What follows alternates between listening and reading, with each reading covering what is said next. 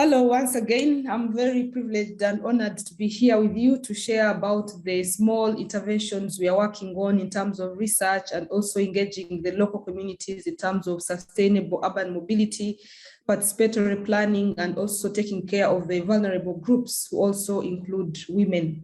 I have a presentation to share with you, so I'll share the screen right away. Just a second. So yeah, together with a few partners, we've been able to start on our research program, the Inclusive Climate Resilient Transport in Africa. And the main aim generally is to give a voice to the disadvantaged groups and meeting their mobility needs in a changing climate. What do the vulnerable groups know about changing climate? How are they involved in transport planning, or are they involved anyway? What are the possible solutions, possible ways of doing things? So we've been able to carry out a few steps so far, and this is funded by the UK aid. We have partners from Stockholm Environment Institute, University of York, UN Environment, Zambia Road Safety, and I'm the local partner for Uganda. It's involving Uganda and Zambia, and the aims are to understand the mobility needs, like I mentioned, also to enhance the capacity to include the voice of the local income disadvantaged groups, because their voice may not be captured in the planning process, and probably that's why they are affected or not considered at all. And it may not be anyone's fault, but it's something probably the technocrats have not taken into consideration. We have used participatory planning tools and approaches whereby we've captured the concerns of the vulnerable groups, which can be taken care of in planning and design, so that we ensure transport infrastructure is resilient to climate change.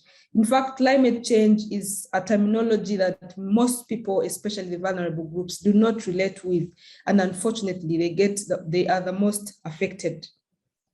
We had some case study, in particular the border borders, what you know as a motorcycle public transport, but we call them border borders here in Uganda. It's a common means of transport used in Kampala. It's very convenient to many people. In fact, last Friday, there was heavy traffic in this city. And personally, I hadn't used it for the last 9 years. I chose to, actually 16 years, not 9, because since 2005, yes, I put a halt using them because of how unsafe they already looked like. They maneuvered traffic abnormally and unsafely. But last Friday, I was forced to take it because the trip I had to make, I had no other mode. So they are quite convenient, they are likable, they are hated in equal measure, but they access most areas in the city center, given the land use planning that we have, and also the public transport connections that we have in the network. But recently there was a cabinet decision that a border free zone is created in the city center, especially the CBD. And we had to do an overview of how that border free zone arrangement will affect the border riders themselves, their passengers, the vulnerable individuals who have to use them because they have no other choice, and also how they can access that part of the city. And then we looked at the longer term, probably how will they be moved to another area and how will they affect another area. So we had to look at the insights into the issues that would have otherwise been unavailable using other techniques. We enabled vulnerable groups to express opinions and provide solutions. And these, like I said, included the border riders themselves. You can see here in this map, this is the CBD of Kampala, and that's where the border free zone is supposed to be as per the proposal passed by cabinet. So the question is, how do these people around this area access this place if this is implemented? How will the border riders also be affected? And how does this come into the discussion of climate change in urban mobility? The main methodologies we used were one, observation, of course. We also carried out traffic counts at 3 main junctions. These junctions have a relationship with the proposed bus rapid transit lane corridor in the city center. This line and these are the major junctions that we took care of.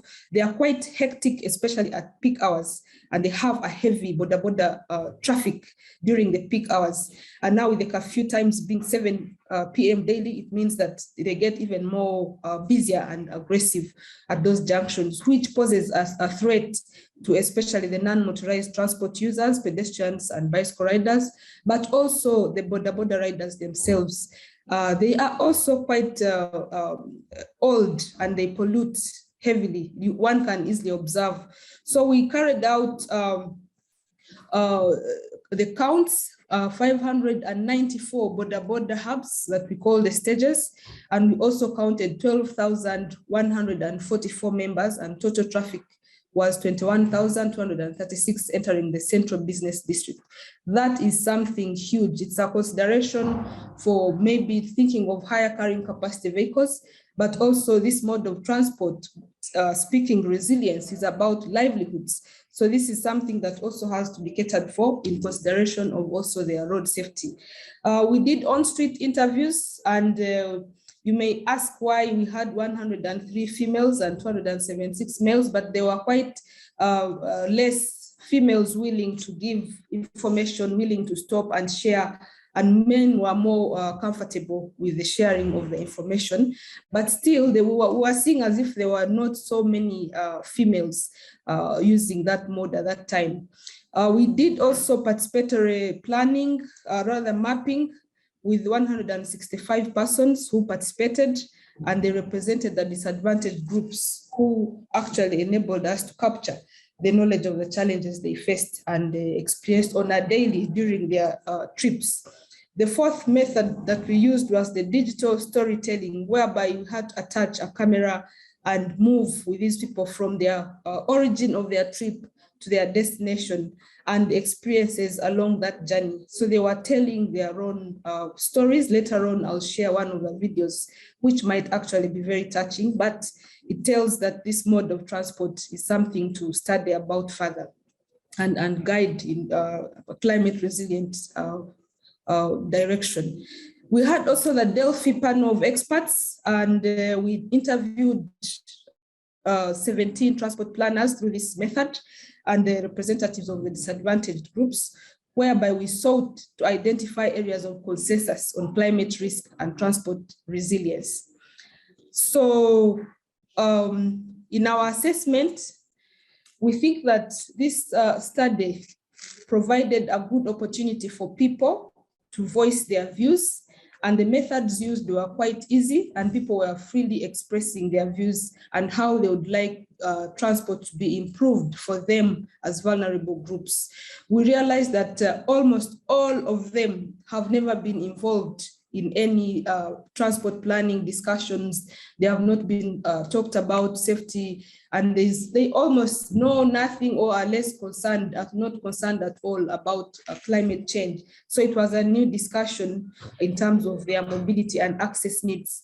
The methods of data collection that we applied were quite affordable. They were not costly, and yet they captured a lot of information and data that we required.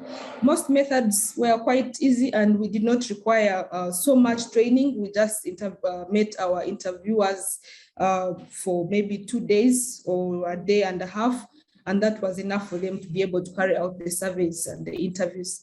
90% of the participants found on the street was very easy to use. Some digital stories, however, we were concerned about the equipment, the safety of the equipment, and also the chaos as they recorded on the road, because it meant that they might be interrupted and they might lose concentration as they move. But nevertheless, we got the information or the data that we required. And as I conclude, we are working on the next steps with our partners to do the guidance framework for inclusive climate resilient transport in Africa, as we have already established the needs assessment of the transport planners and the vulnerable groups. We have already carried out some methodological approaches that we have tested, and now we think we can take that step forward into the project.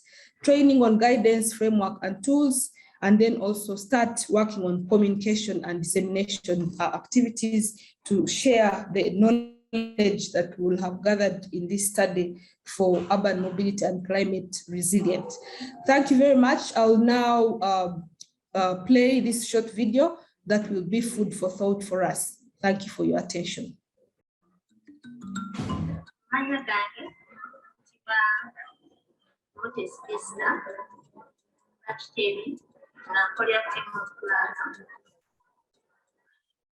Kampala yange nga mpewaka kozesa boda olw'ensonga ya jaamu. Nze ngikozesa nnyo lwa nsonga balansinga omulimu gwange n'eddwaliro, mbeera n'obudde bugenda mu ddwaliro, kati mba n'okukozesawo boda okusobola okubalansinga n'omulimu gwange, nenyawo boda n'etwala mu ddwaliro. Zikolera ebintu bingi nnyo za mugaso, zituyamba nnyo. Boda abamu si bonna nti babi, naye mulimu abamu baliwo si bayivu oba kubanga wa boda osobola omugamba nti ndi mukyala wa lubuto ogankola tonkuba kutunya oba hamusi n'atakifaako nefuka nga atakuwidde nolabanga kirina nga kyakola mutation noddamu n'omugamba abamu bali rude n'akuddamu bubi. Boda kyewuunyisa nti akumakya budde bwolina okulabiramu omuntu bali fresh. Boda abakyafu abamu bawunya kabira ne jackets bazambala almost oba mwaka bazooza. Boda yemugamba nti kugira kuko wakati ne bwalaba ekimotoka ekinene ye awaganya ayitewo gw'omulaga nti ekimotoka okitya n'omugamba nti kirako emabbali n'agamba tondagira kyakola ko bali muluti nasala kugyamu wakati oba okusanga emotoka nga jjamu mungi n'awaganya okuyitawo n'omugamba amavivi gange ogakuubula naye nga takifaako era yakola kiki alina kutwalira obwereere naye nga singa tulina engeri gye batuyambamu nababoda ne babalaga ng'ekikukola ku kkubo okubayigiriza okusoma signpost n'amanya nga bw'alina tambula kino nina kuyita wano sina kuyita mu kkubo wakati ninakola bwenti ne babayigiriza ne bateekawo ng'etteeka nti baboda ali ku kkubo alina okwambala kwa gavumenti baate bazirina omwaka okugira mu nigiina sapatu nogamba agenda mu kibuga oba bambala bubi tebali simaaja boda abaana bato bavuga boda ne weebuuza yeyita mu ssomero ekyokubiri. So that was the video that I had to share with you. Thank you very much. Good morning. I'm Srizana Koirala.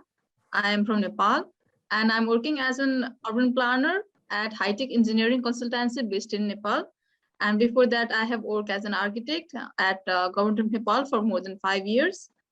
And today I'm very glad to be here, and I'd like to thank the organizer for giving me this opportunity to give my presentation on gender inclusive public transportation. This is my short bio that I have already given, but the organizer had given me the format, so I prepared this presentation on that format. I want to start by saying that gender is a social phenomena because God, while we are born, God has not given us a biased, treatment, but our society gives us the biased treatment as a male and the female. So this right from the conceiving of the child, God is given different treatment than the boys. And this is prevailing mostly in the developed countries such as Nepal, India, and other part of the culture in our society. It has given inequality in opportunity and inequality in outcomes in the future of both men, cross-cutting factor in every sector of the today's world. So we can see a huge gender gap in the social, political, and economic sphere of the society. So this is a gender inequality index value of the world, based on the inequalities in the education, in the workforce, and in the politics. That was prepared in 2019, and we can see that the developed countries such as Canada, New Zealand, and European countries have less gender inequality index, and our countries such as South Asia and so different parts of the global South have higher gender inequality index. And there's no doubt that this inequality has been widened by the current pandemic because of the lack of access to education, to the technical devices, to the transportation system due to the lockdown, and to the workforce this has been have a huge impact of man and the female and the male in different ways. And we can see that there are different types of public transportation, and even though public transportation are used for the same purposes, such as for the education, for accessing the work place, and for entertainment purpose, there are different kind of scenario in the developed and the developing world. The picture on the right shows the level of infrastructure and the services in the developed world, while the left picture shows the scenario of public transportation in the developing and the underdeveloped world, such as in our country. In the top left picture shows the situation of the public transportation in Nepal, in remote areas and in urban areas as well. And so there is difference in level of infrastructure, the reliability and the safety and technology. Integrated transportation system is present in the developed country, but it is lacking in developing country. So the impact of urbanization are felt by everyone, but the experience of women and girls in cities and the use of the city and in public spaces are strongly impacted by the gender. So we have this data that shows the status of women perception towards public transportation, focusing on the safety perception. And it can be seen that 49% of the women don't feel safe on the street in Bangladesh, and in Egypt, 83% of the women are sexually harassed in the streets, while 90% of the women aged 14 to 24 have stopped using public spaces and wearing certain clothes out of fear of violence in Brazil. And there is an alarming data of India that only 91% of urban Indian women feel safe in the public transportation. Also, in case of Nepal, a current study by Srivan University by Agrawal 2021 shows that 62% of women were concerned of their safety in the public transportation, while 80% of women felt unsafe during evening and night time. So what are the factors that needs to be considered while gender inclusive public transportation? They may be categorized as accessibility, comfortable, sociable, and different options of activities while traveling to public transportation. And in some countries, sexual harassment on transport translates into girls missing schools, women giving up the job offers, or even being unable to access essential healthcare services. So talking about the Kathmandu Valley, there are two types of public transportation. The right one shows the buses with large capacity, spacious seat. There are separate section reserved for the female and elderly people at the front.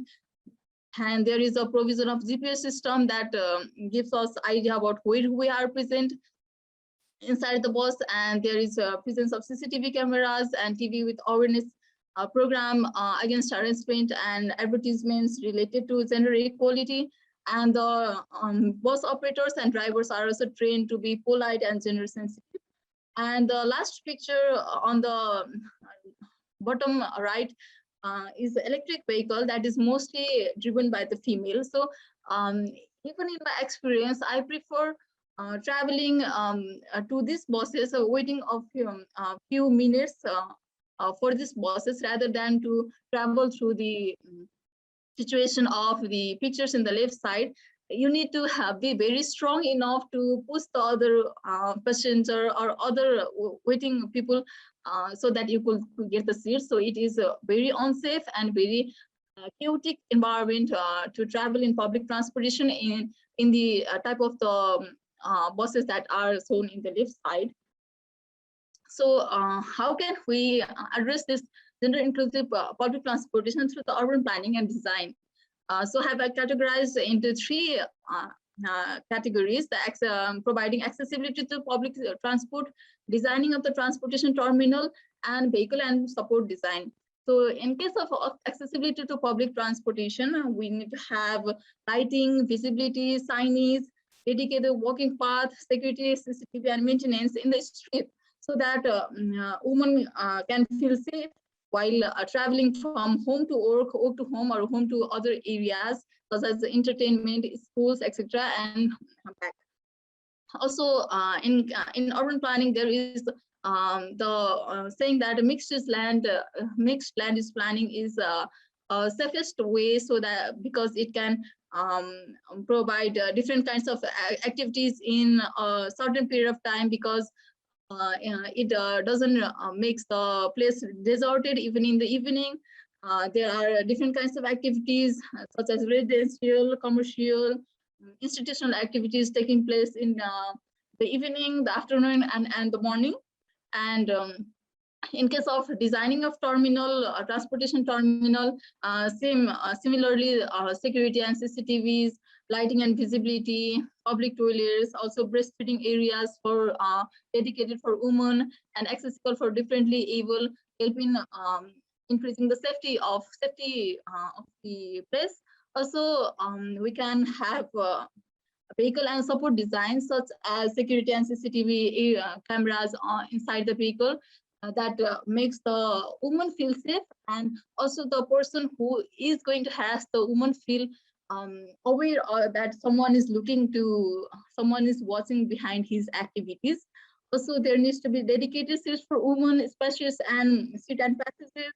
Also, training to the operators and drivers to be gender sensitive and encouraging women as drivers and operator. In case of social opposing this gender sensitive or gender inclusive transportation planning, we need to have a social aspect, urban planning aspect, and technical and governance aspect. I want to focus on urban planning aspect. A survey done in 2014, 66 planners had responded that public spaces do not meet the needs of the women. And even in Nepal, I started urban planning, and there was not a single module on gender inclusive urban planning in our university in Nepal. And I feel that there is a gap of resource and designing the curriculum as well as in the practice in the academia in Nepal. And even though there are many female urban planners, they are trained to think like able men, because the curriculum is designed in such a way, and there are male professors, they teach in a certain way, and even being a female urban planner, she may not be aware of the things that needs to be considered to make this urban public transportation or urban planning areas gender sensitive. So gender friendly design elements are considered good to have rather than need to have factors in Nepal. And we can also apply the concept of Jen Jacobs on Eye on the Street, that gives the space very welcoming, safe, and warm to women. So increasing the connectivity between the neighborhoods and the roads, so that women from the poorest and the most peripheral areas can also access public transportation and go to the educational institution and workplace. And talking about the technical and the governance aspect, regular maintenance, monitoring and of the gender-friendly facilities and infrastructure in public buses, mainstreaming gender and governance of public transportation from the policy making, planning, and implementation. And there has been recently mobile apps practiced in Delhi, consisting of safety pin that helps in quick reporting and response to gender-based violence in public spaces. So we know that women are 50% of the population and is potential worker for the customer, and so mobility is right for everyone. So we need to ensure this right through the gender inclusive public transportation.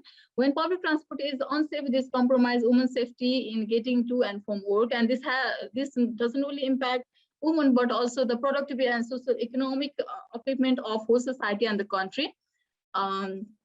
So I want to end this presentation by the quote of saying that gender equality is more than a goal in itself. It is a precondition for meeting the challenges for reducing poverty, promoting sustainable development and good governance. And we need, as an urban planner and as a person working in the sector, we need to, try to work together for making this urban transportation gender sensitive, gender inclusive, and gender friendly, so that women from different age group, different class can come together to meet their life opportunities of education, work, and involvement in different activities, so that it will be beneficial for the whole society. Thank you. Good morning, everyone. I'm Marian Hoyes. I work for Transitech, an engineering consultancy company specialized in urban mobility planning. Our headquarters are in Switzerland, but we have offices in France, Portugal,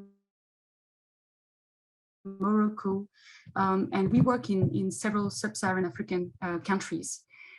Today, I'm going to talk about a research project that we are involved in with Vectors, the University of Cape Town, Geotomos, KNUST, which is a quack in Sierra Leone. Let me share my screen. So this transitions project forms part of the high volume transport program, which is financed by UK aid. So as part of, so you see here on the screen the partners I was mentioning. So the project Transitions seeks to inform and guide a transition in the policy debate on the role of informal transport, or what we also call paratransit. The need for such project came from the observation that in several cities, the development of new modes of transport, such as a BRT, a metro, can run against strong resistance from the informal sector and actually lead to a failure. So the objective here is to understand how the sector works, how the sector is structured, and how city authorities can work with them to achieve common goals, which are cleaner air, reduced congestion, stable employment, etc. So ultimately, Transitions will develop a tool that shall help policymakers, but also local authorities, NGOs, to develop route maps to deliver quick wins and ultimately reduce carbon emissions. So informal public transport is widely spread across sub-Saharan Africa and can be found under different forms and names that have been compiled here.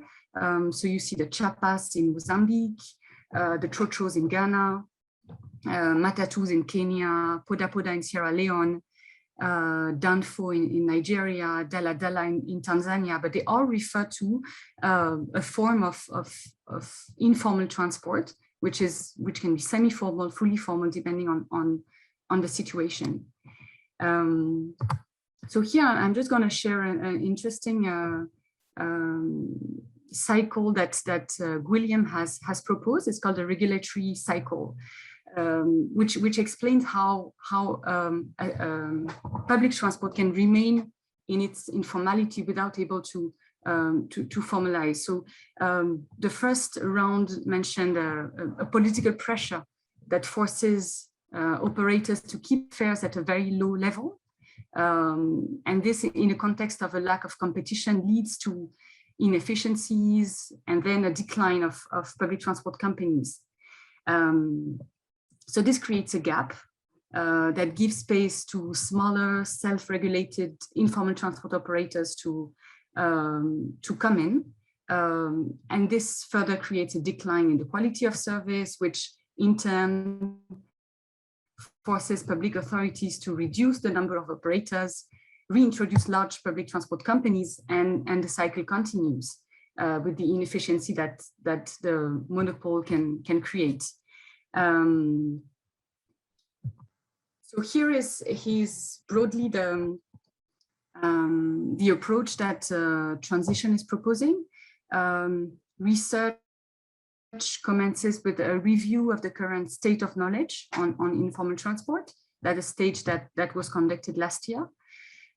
This work has resulted in the preparation of an informal transport compendium, and that also contributed to refine the research methodologies in our 5 cities, which are Accra, Kumasi, both being in Ghana, Cape Town, Freetown, and Maputo. And this compendium report also helped in identifying the gaps. And that's where our fieldwork comes in. So we intend to collect additional data in the 5 cities that I just mentioned to fill some of these gaps and gain further insights on the 3 topics of the program, which are clean, efficient, and affordable public transport.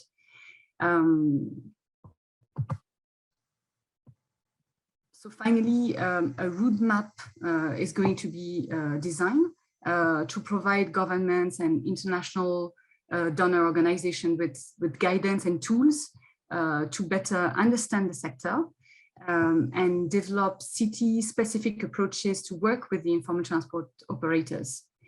So different combinations of actions would be considered, which can be improved operations and traffic management to increase comfort and safety, purchase of cleaner and larger vehicles, or implementation of measures to increase the safety and security of all users. And the publication of this roadmap would be supported by the production of e-learning course and also a certain number of trainings and dissemination activities.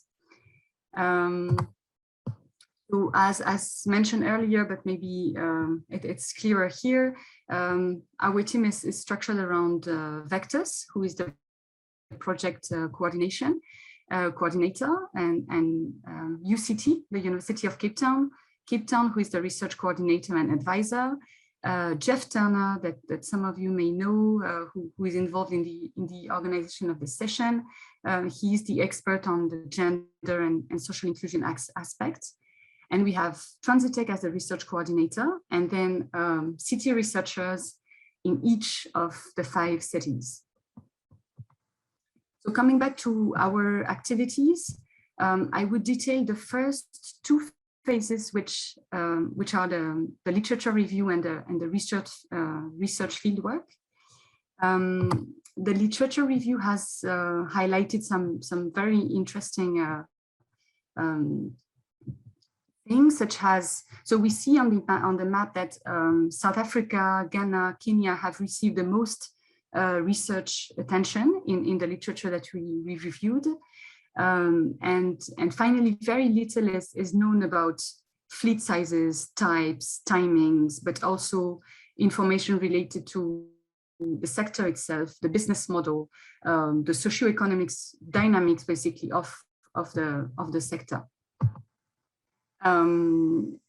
So the state of knowledge report somehow concluded that while it's evident that informal transport is a growing research field, there are still important gaps in knowledge. And these gaps result from the concentration of research in certain cities and incomplete coverage of certain teams. So the project seeks to address some of these gaps by collecting additional data in under-researched cities, which is the case for Freetown and Maputo, for instance.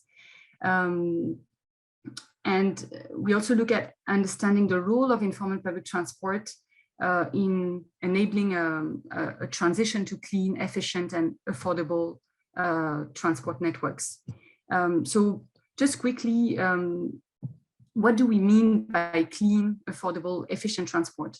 So clean transport speaks to basically vehicle emissions levels and quality standards, and how this might be improved through alternative vehicle procurement and maintenance. And we would see subsequently which kind of research we're conducting to try to deepen that, that aspect. When we talk about affordability, it's not restricted to cost, but it includes other aspects of the passenger experience.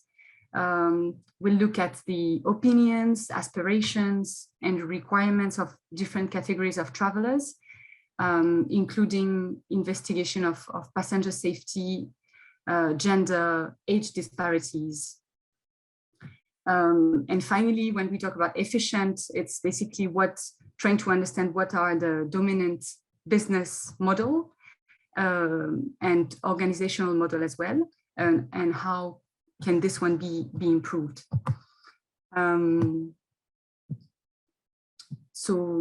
This is, I won't be able to go into the detail of the research framework here, but just to highlight that the specificities of women trips, which are said to be more complex with multiple segments and with special needs, such as the one to carry heavy loads, is going to be deepen in our research as well.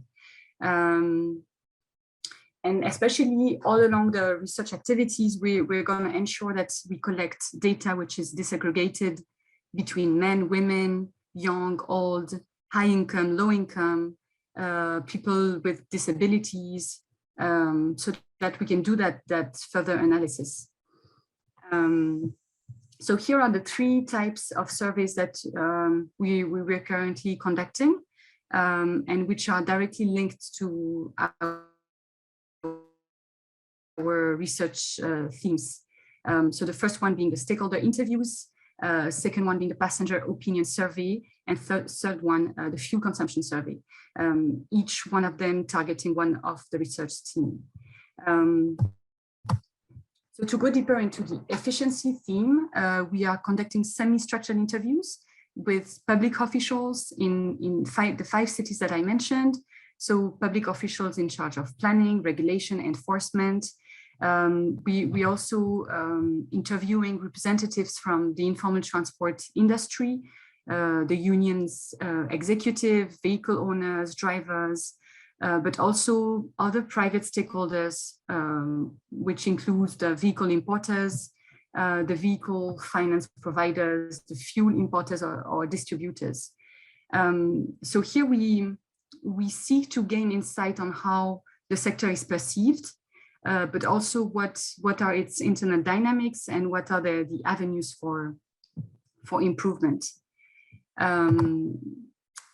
To go deeper into the affordable themes, we are conducting passenger opinion surveys at 2 terminals in each city to collect information on gender, age group, occupation, income group, but also about mobility habits in general, trip purpose, satisfaction levels in terms of waiting time, safety and security, price. So it's quite a comprehensive survey that is done for about 2,000 people per city over a duration of 2 weeks.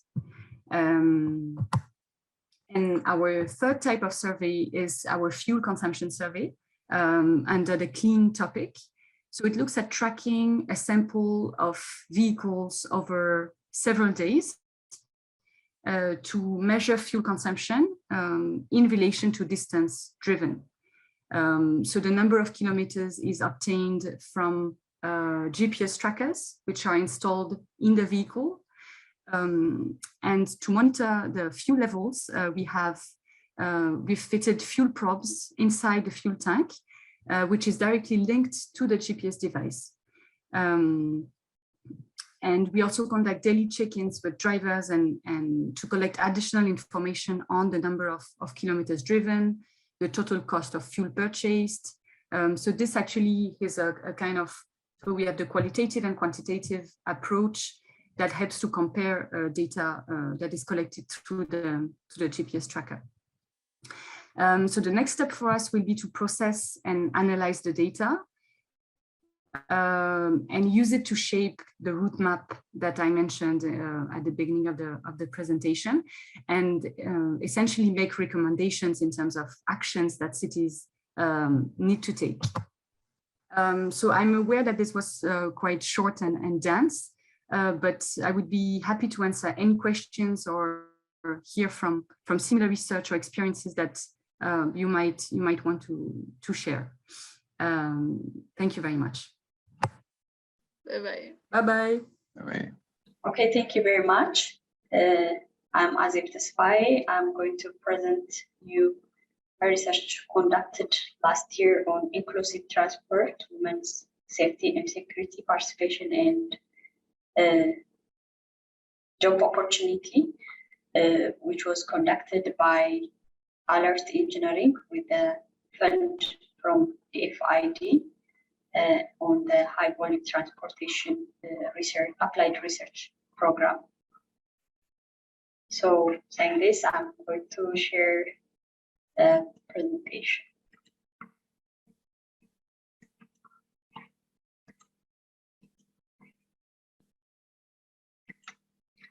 Yeah, the research we did, as I have said, is on inclusive transportation, women's personal safety, participation, and employment linkage in urban public transportation in Kampala city. I'm a principal researcher at this HBT research project on inclusive transportation. I'm also a lecturer at Kampala University, Tigray. So as the presentation outline, my presentation will be on the background of the subject matter, the research questions we asked, the research methodology, results and findings, and conclusion and recommendations. So as an introduction, we all know that the transportation sector is not gender neutral, it's a male-dominated profession, and it's known that the women have different mobility pattern. So if they have a different mobility pattern, they transport need and okay, now I will sorry. Okay, now I will start my presentation. So the project is on inclusive transportation, women's personal safety, participation, and employment linkage in urban public transportation, Kampala city, Tigray, Ethiopia. And this research was conducted by Alert Engineering with a fund from the FID and UK aid on the applied research program with high volume transportation. So I am the principal researcher in this high volume transportation research project on inclusive transportation. So to start my presentation, I will have some background, research questions, and the methodology we used, research findings, and conclusions and recommendations we come up with. So as introduction, it's known that the transportation sector is not gender neutral, it's male-dominated sector, and the women have different mobility patterns. So due to this, they will have different mobility need and different perspective towards transportation. So not incorporating women would affect the inclusiveness of the transportation in general. So to achieve our objective, we ask these questions, these research questions: how does the urban public transportation affect women's personal safety and security? How does the voice of women be incorporated within the transport planning and decision making? What are the links existing between the transport and job creation for women?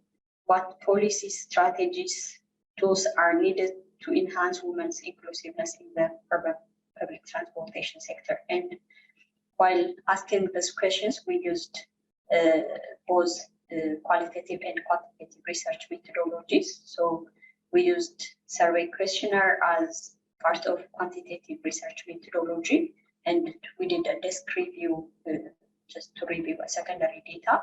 And as qualitative research methodology, we used IDI, in-depth interviews with women who have this experience in the transportation sector and women's public transportation users. We did key informant interview with officials in the transport sector and officials in the city.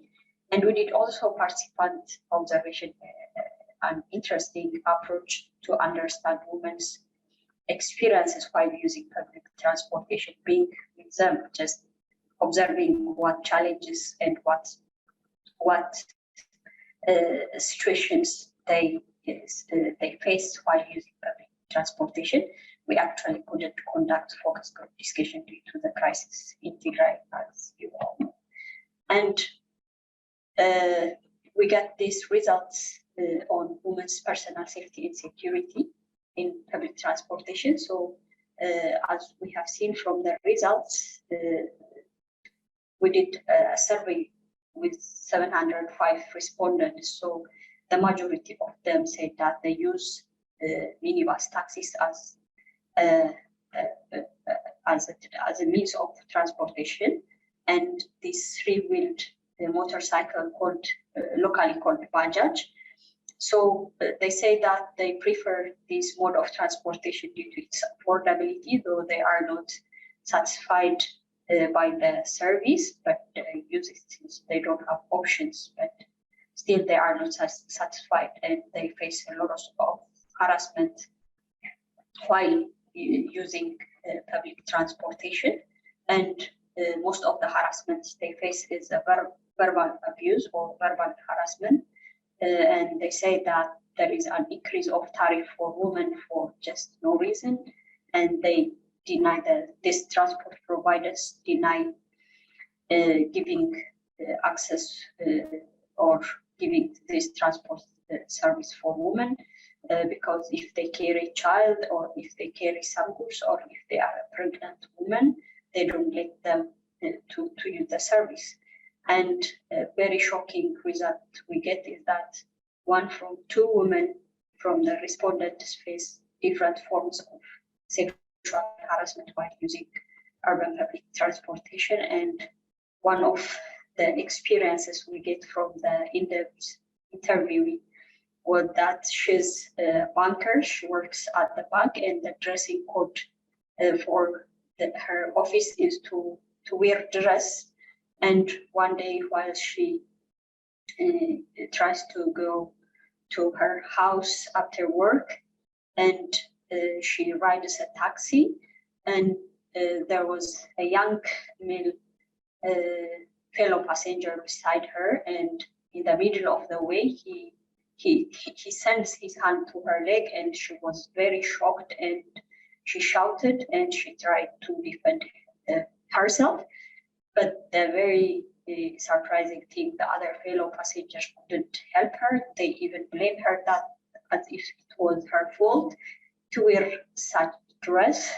So they say that why do you wear that dress? You are attracting a male, and as if she don't have the right, whatever she would like to wear. And they blame her and they insulted her for that. And she said that I was really ashamed and intimidated. And the next day I went to my office and asked for permission to wear trousers. I can't wear dress anymore. And starting from that day, I stopped wearing dress. This is very, very sad story we heard from the participants. And the main perpetrators of this harassment are the conductors who give this public transportation service and other fellow passengers as well. And the places of harassment mostly are within the taxi, inside the taxi and in the taxi stations. And the times, most of the times they face harassment is during the peak hours, especially in the evening peak hours. And the other very sad thing is that, as we have seen from the results, 50% of the public transport users face harassment and they do nothing about it.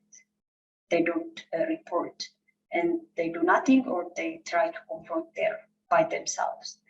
And one of the experiences that one of the interviews shared us is that she thinks that she will not get any justice because she knows other harassments, even physical violations like rape happened to women. They complained to the police but didn't get justice so far. So my case will be luxury in such hearing such cases which doesn't get any justice so far. Means that I don't have any other option other than just handling it by myself, she said. So coming to women's participation in the sector,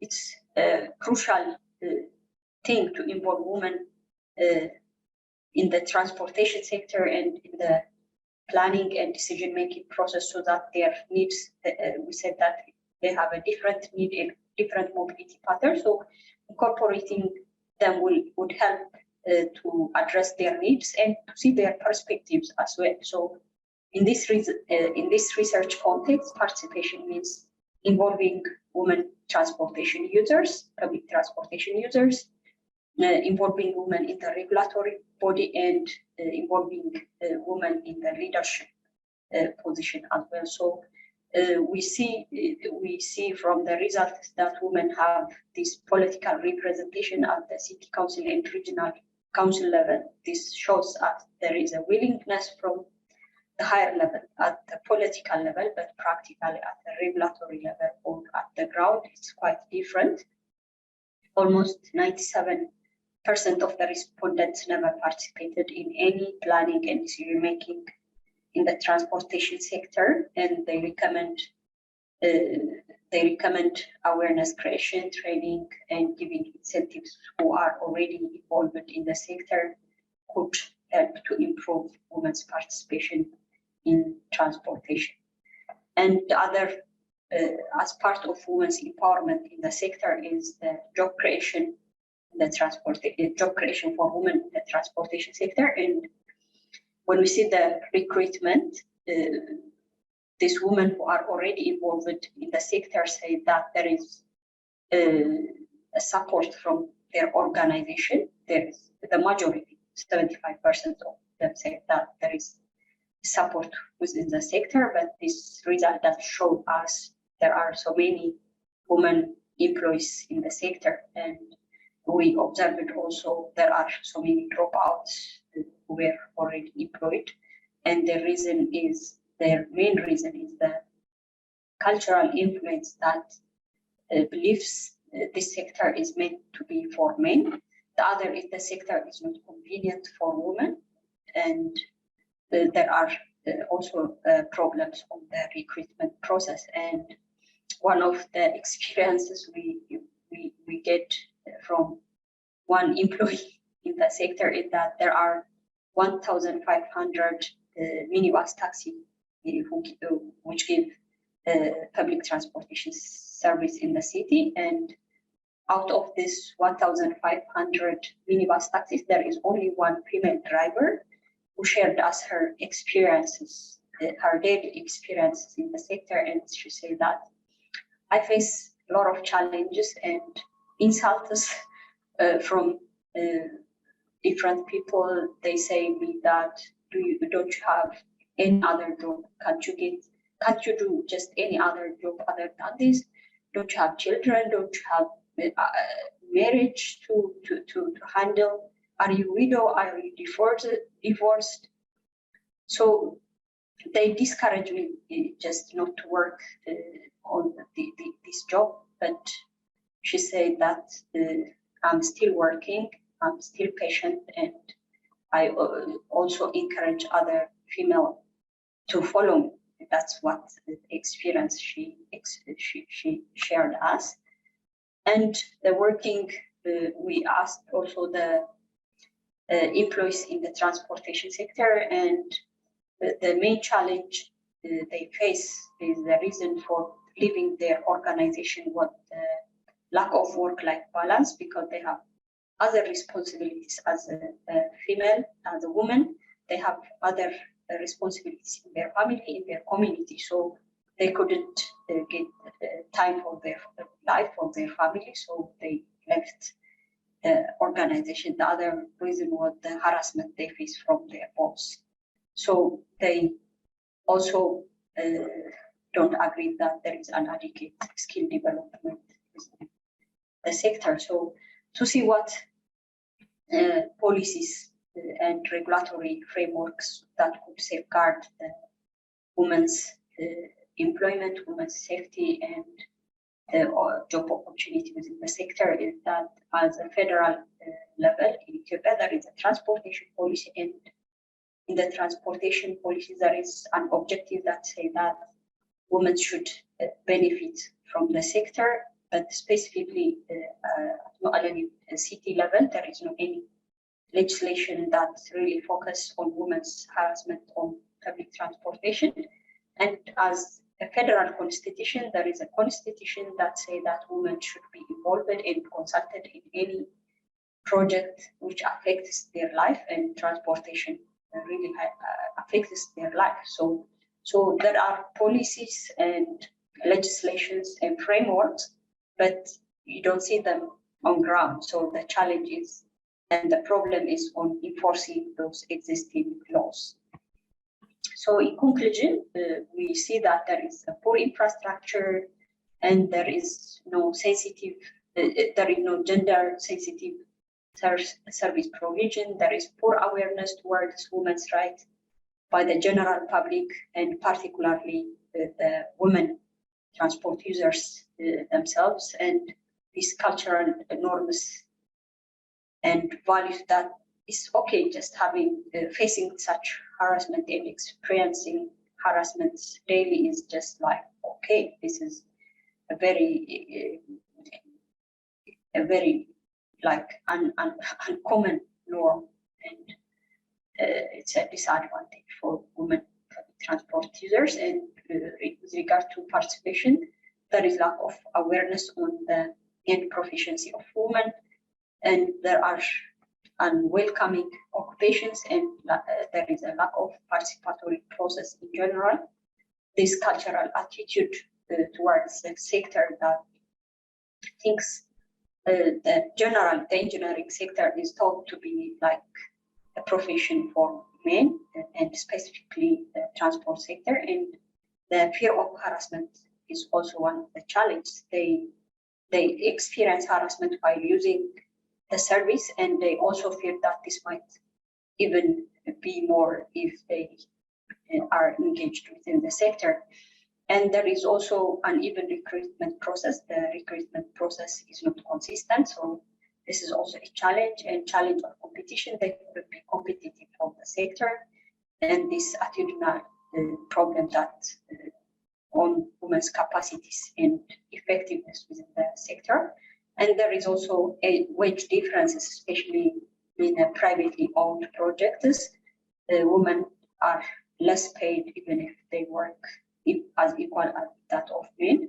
And there is a low representation of women at a leadership level who could be a role model for others.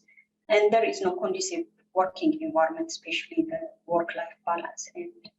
And when it comes to policies and regulations, there is weak legal and regulatory frameworks, and there is a poor enforcement. So there are policies and laws, but there is poor enforcement, and there is a lack of contextualizing these existing laws to the transport sector, and there is a poor networking among these law enforcement bodies. So as a recommendation, we come up with 5 recommendations. The first is giving awareness for the whole public, and specifically for women transport users and women in the sector through campaigns, short-term trainings, refreshment course, vocational programs, and continuous education towards women's inclusiveness in the transportation sector. And there needs to be a policy framework at every sector, and specifically in the service provision and in the transport sector, there need to be a zero tolerance policy towards women's harassment. And there need to be state legal machineries. Recruitment criteria should be consistent and should also give some affirmative action for women till they get the capacity for competition.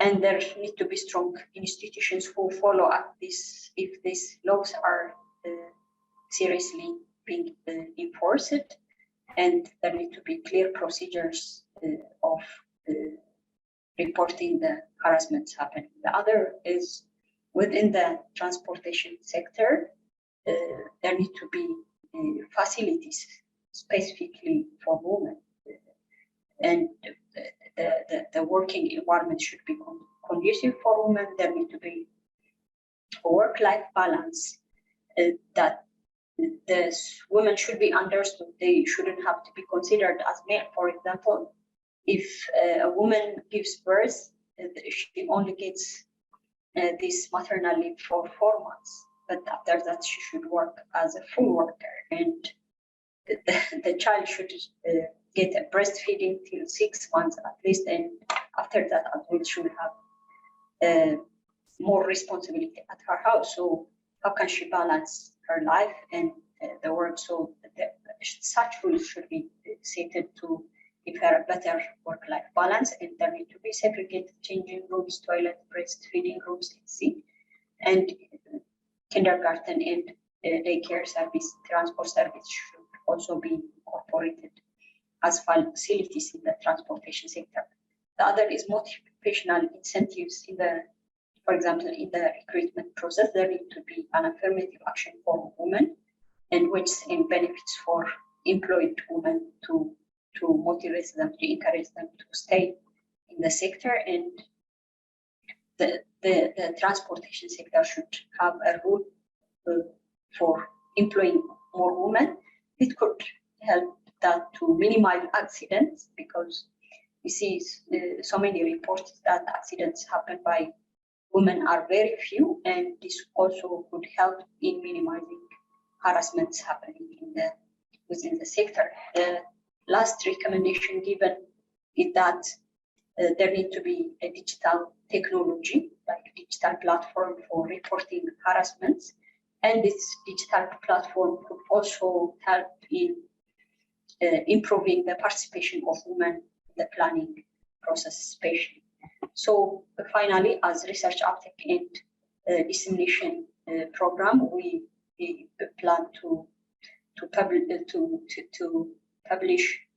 publications, banners, posters, and journals. We did some brochures and banners and posters to promote inclusive transportation in the city, and we did some workshops and trainings, and we have a plan to promote inclusive transport in mass media, social media, and to prepare policy briefs. So as part of stakeholder engagement and research uptake, we did this workshop, consultation workshop, and we presented our project idea, and we get feedback from the participants of the workshop.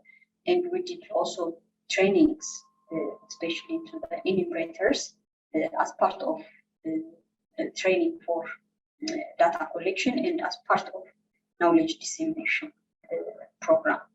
So thank you very much. I would say at last, inclusive transport for women is inclusive for all. Thank you very much.